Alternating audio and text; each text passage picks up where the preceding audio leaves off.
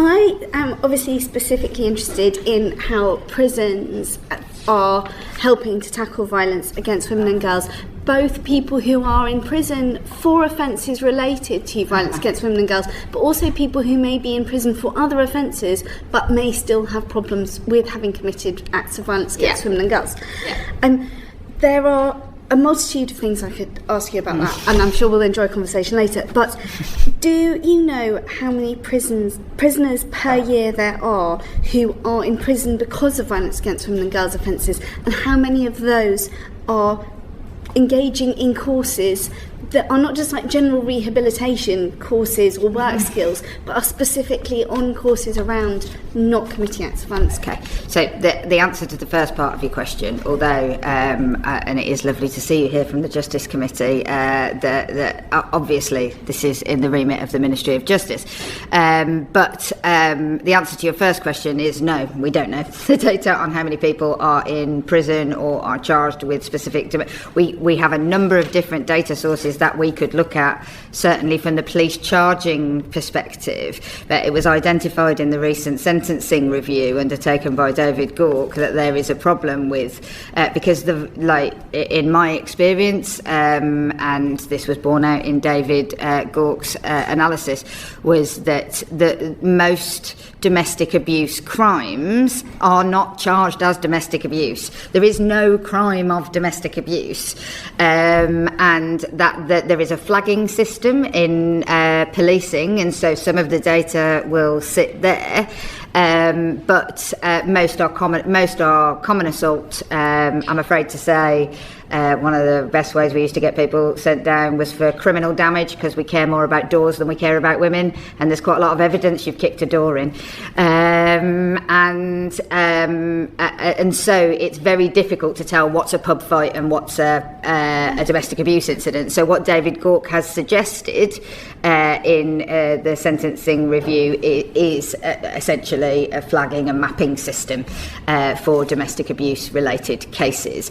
To the question about how many people in prison and or probation who are on courses, I will be completely honest, I have absolutely no idea of the answer of that data, but I'm sure that the Ministry of Justice can provide you with that, and I will make sure that I write to them and ask them to write to you. Thank you very much. So the initial position was that we didn't want a national inquiry. Then Louise Casey published her report yesterday, and the position has changed to having a national inquiry. My concern is when you look at the timeline in this report of how many supposed interventions we have had in this country that have not led to action. My concern is that this will be another step of delay. So how can you reassure us? Because the Home Secretary said this inquiry should take about 3 years.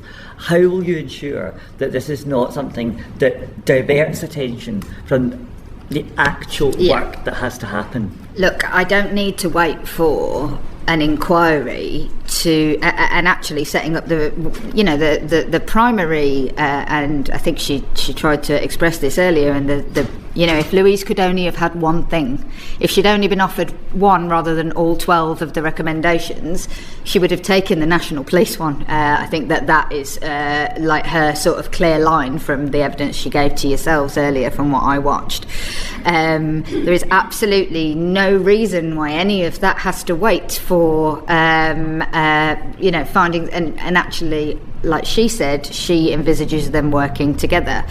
There is I will not wait, and I have to say the department hasn't waited for findings of an inquiry to be getting on with the work that needs doing, whether that's TOEX, the task force that leads on this, whether that's other interventions that we fund in the policing space or the support space.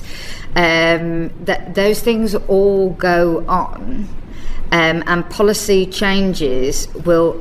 It's the same, I suppose, with the Angelini inquiry. So the Angelini inquiry, by the way, not a statutory inquiry or one that has struggled to get access to any data, but the Angelini inquiry into the death of Sarah Everard runs alongside the Violence Against Women and Girls strategy being written, and I'm not holding anything back, waiting for Angelini to say something on police vetting, which she has specifically looked into, for example, before I think police vetting needs changing.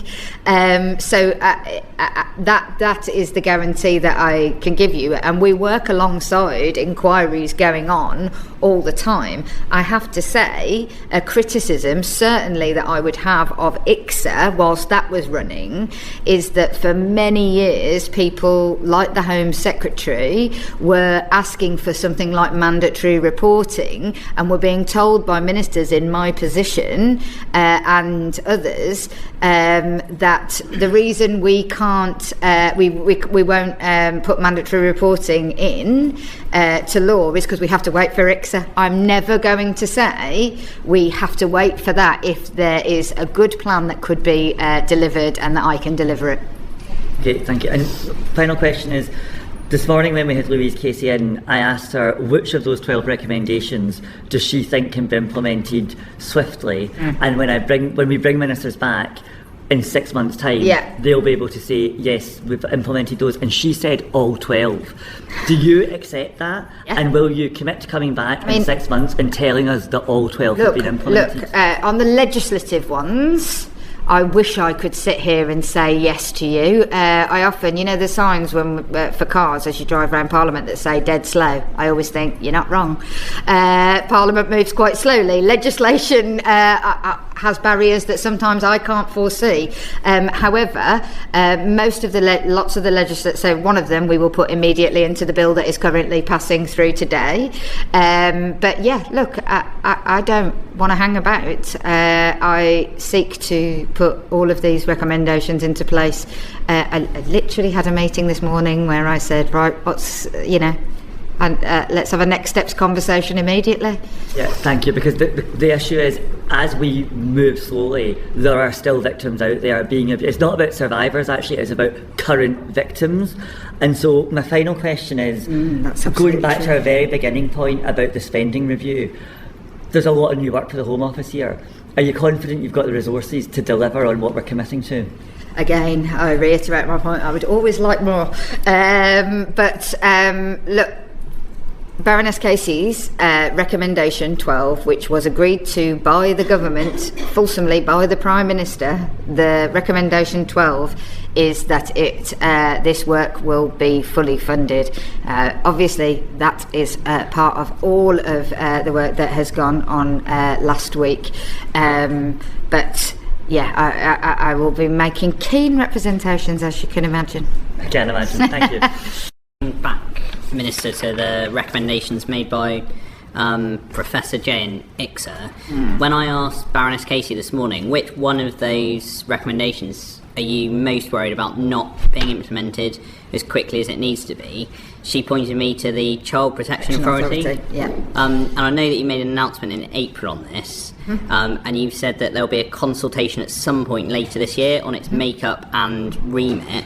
But as has been highlighted already, it needs to make a difference to the victims, and we need that as soon as possible. So are you able to give us an update? Yeah, look, so obviously it is led by the Department for Education. It sits within their purview, and plans are in place to use existing system and then change them.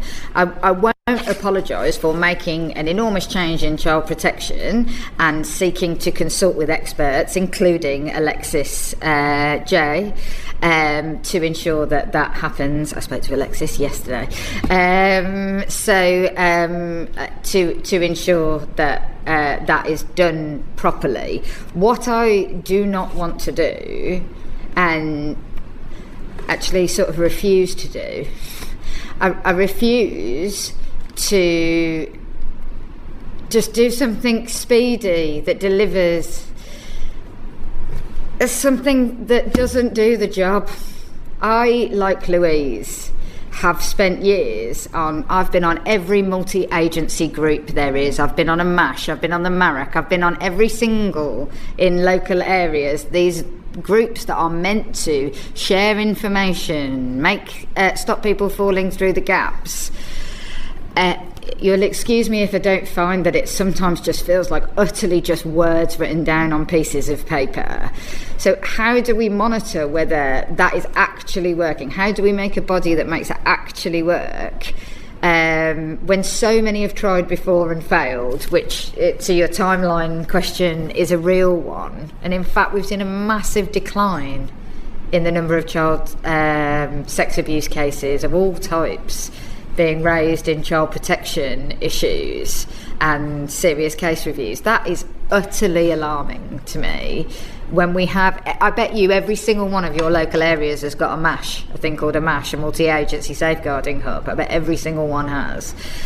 So how do we make sure that this works properly, rather than I don't want to just say we'll be able to have a all singing, all dancing, brand new thing by the end of the year because I'm feeling pressured to do it. I want it to be right, and I know that that's how Alexis J feels as well. And Louise Casey, I should imagine. I wouldn't want to put words in her mouth. An approximate timeline though on the consultation period? Well, it's by the end of the year it will start. But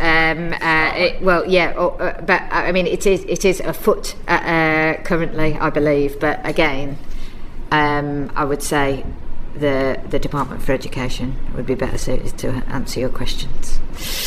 Thank you, Minister. One final question. You said that it was be fully funded, all of the Casey recommendations. Do you know how much? I think, well, no, Louise, you can decide whether it's helpful or unhelpful. Didn't write a figure into the document, so obviously working up exactly what that looks like and what the form of inquiry, what the NCA. Some of that work is currently underway, and I suppose I'll revert back to what Louise said, sort of quite. Helpfully, I suppose, is that we were given the report 10 days ago. So it would be at best a fag packet if I were to tell you how much it was right now, and I don't think I'm in the business of that. Well, thank you very much. You've been very generous with your time. I appreciate we were disrupted by votes, but